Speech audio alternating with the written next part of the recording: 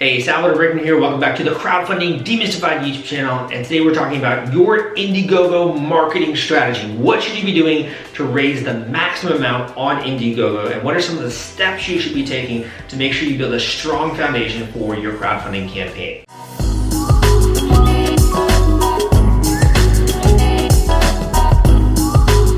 Let's get started. Again, my name is Salvador Briggman, and I've been studying this subject for many years. I've written books on it.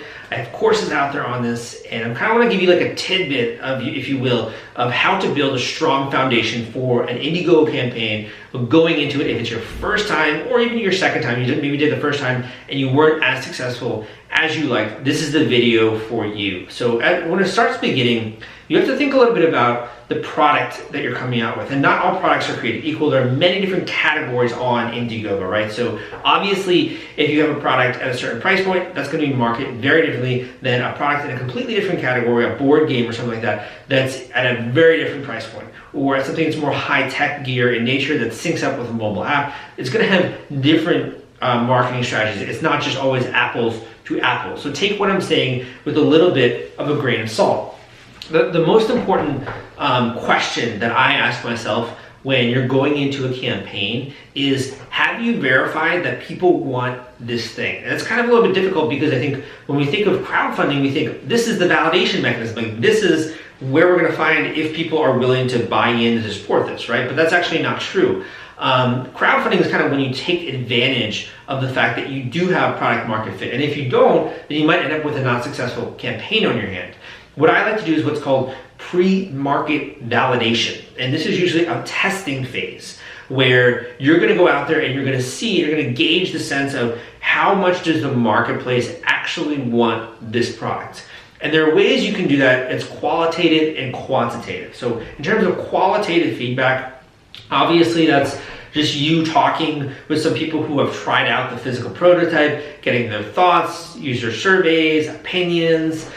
Those kinds of things can all form some great qualitative feedback. Other types of qualitative feedback, interviewing people who have bought similar products, asking them what did they like, what did they not like, and using something really simple like Google Forms or Typeform or another survey monkey, using all of these different tools to gather a little bit of qualitative feedback as it relates to the product. The other stuff we can do is more quantitative feedback. And by quantitative, I mean from a percentage standpoint. If you drive traffic somewhere, are people willing to not only pre-order this product, or are they willing to opt in via email? Are they willing to take advantage of a deal that you have that's running? What is their kind of response? And if you find that a lot of people maybe respond to your ad but aren't opting into a particular landing page that you create, then that's a surefire signal that you need to change something up in your marketing before you go live, right? So there's this whole testing phase. Can get a little bit complicated, but if you're interested, one of the really simple tools you can use to accomplish this is called lead pages, which I'll link up down below, and creating just a few of these different micro pages to test out using things like Facebook ads or Google ads. It's really easy. Or you can have someone who can help you with this, and I'll also link to another link in the description if you want to book a one-on-one coaching call with me, and we can go a little bit more in depth in that. So the first one is the testing phase. Let's just assume that went all splendidly, that went beautifully, right? Now you're warming up to the actual pre-launch. The pre-launch is warming up your crowd, getting people excited, building up a little bit of clout before you go live. And that's important because, as you all know, a project is going to be way more successful if it already has a little bit of funding in the gate. If you prime the pump, if you got a little bit of seed funding in there, seed capital, it's going to not only climb higher in the charts in Indiegogo, but also other people and other strangers coming to the page are going to see that and they're actually going to take the time to watch the video. This is one of those marketing signals, we like to use really fancy terms when it comes to marketing, of social proof. Social proof is just other people are trying this out, are buying it, are recommending it. Therefore, you're willing to take the time and attention to find out what that is. Have you ever gone to a bookstore and like you see a book that has lots of great reviews or it's recommended by New York Times or something like that? You're more likely to spend the time maybe reading the first chapter versus another random book that doesn't even have a good cover and it's asking you to read the first chapter. You're like, nah, it just doesn't look that good. Like, I'm not that interested. From a logical standpoint, you have no reason to say that that book is not interesting. However, from an emotional standpoint, you're drawing that conclusion because you don't like the way the cover looks, and there's no credibility, there's no social proof. So this is all about creating emotional reasons for someone to check out what it is that you're doing. The way we do that is, number one, forming a crowdfunding street team where people that are your friends, family, people that are connected to you will come in and support you on day one. Another way is by building up social media profiles, so a Facebook page, Instagram profile, LinkedIn, Twitter. There are a lot of different social media platforms out there. Another way is by building an email list, a list of potential people that are excited to find out when this thing goes live and are going to buy on day one, are really eager to get a particular deal, a list of qualified potential buyers. Another is building a Facebook Messenger bot, similar people to get those types of messages. There's a lot of ways in which you can kind of prime the pump, even like building a Facebook group that's centered around your project, or going live a lot, putting out a lot of content as you're leading up to this launch. But the goal is, number one, you have a few assets which you can draw on. Number two, you're raising the buying temperature of people so they're more excited about this thing, they're anticipating it, and they're eager to find out about the project. And then you go live. And that's kind of what I would say, conducting like a decent pre-launch. And then you go live and you're there on Indiegogo. What is your marketing strategy at that point in time? Well, first is milking some of these avenues which you've already built up, right? So putting out content in your social media, sending out emails, seeing who's not opening your emails, trying to engage those people. There's a lot you can do with your existing asset base. The second is obviously the marketplace on Indiegogo, the platform, if you will. The people there that are regularly browsing campaigns, and the faster you can get funding in the door, the acceleration in which that funding meter is going up, then you're going to have more and more people on the platform checking it out.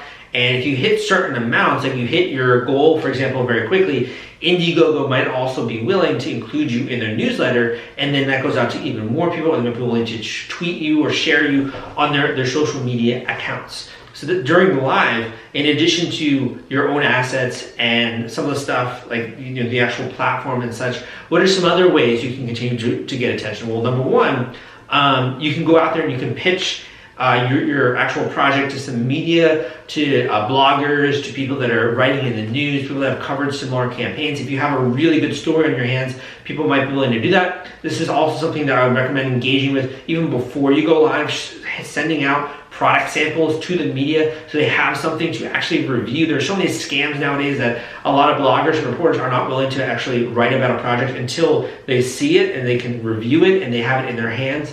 So that can also take the place of in the beginning stages of the campaign. Another would be doing things like paid advertisements, so either paid placements in standard marketplaces like Facebook and Google, or going out there to specific marketplaces and doing an ad on a forum or on a website, or doing an email blast to a list of dedicated subscribers. These are all other ways you can use paid media in order to get attention and eyeballs on your project. And finally, I would say, when you're live, there are a lot of stuff we can talk about, but one of the big ones is making sure your project converts, because this is probably one of the most difficult things, I would say, to not only wrap your head around, but it's also a major point of frustration with a lot of crowdfunders, is they're driving traffic from email, they're driving traffic from social media, they're driving traffic from paid ads, right? And for whatever reason, people are not converting into backers. And when I say this, it kind of, to me, puts off the light bulb moment that you need a page that converts. If you don't, it's like, you're trying to fill up a bucket of water, but the bucket of water has holes in it, and it's impossible. It just keeps flowing out of the bucket, right? So no matter how much traffic you drive, and you're doing it frantically because you're nervous and panicked, it's not going to fill up the bucket, right? Maybe momentarily get a lot of people on the page, but they're not actually going to convert. You're never going to actually fill up the bucket. You're never going to actually hit your fundraising goal or do as much as you would like. So this is probably, I would say, one of the hardest problems to remedy is a non-converting page. And the reason is that it could stem back to in the beginning when you didn't do enough testing in that testing phase, where you didn't validate if people actually want this product. But it could also stem from the actual marketing of the page. So we don't really like to think of like the actual campaign as being marketing, but 100% the campaign itself is a marketing asset. And by that I mean the design of the page, the writing on the page, the description, the images, the GIFs, the way in which you package the rewards. All of this are things that after reading the words you've written, after seeing those images, some people are going to make the decision to buy, and in other campaigns, they're going to see those same things, they're going to see words and text and images, right? And they're going to decide not to buy.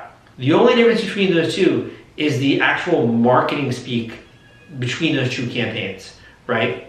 So this is another element that I would say that's almost like the holy grail, if you will, because if you get this right, you're then not going to have to drive as much traffic. Think about it. If you have that bucket we talked about, and that bucket that we talked about, and it has no holes in it whatsoever, you can fill up that thing in a matter of 10 seconds or 15 seconds.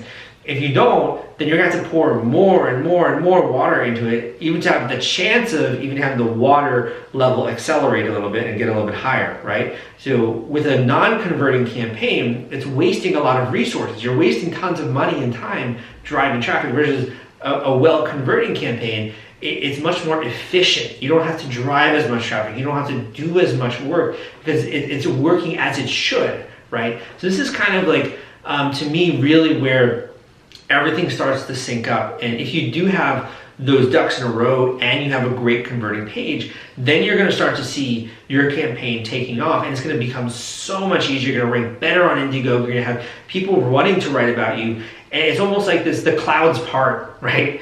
And you have people that are interested in your project, you're doing ads, it's driving traffic, you're getting funding, you're working with other people. It's a really exciting time. And a lot of the times for a beginning crowdfunder, when they walk away frustrated because they didn't hit the amount that they wanted to, or they fell short of their ultimate goal, and they're frustrated, like, I don't understand why it didn't work, right?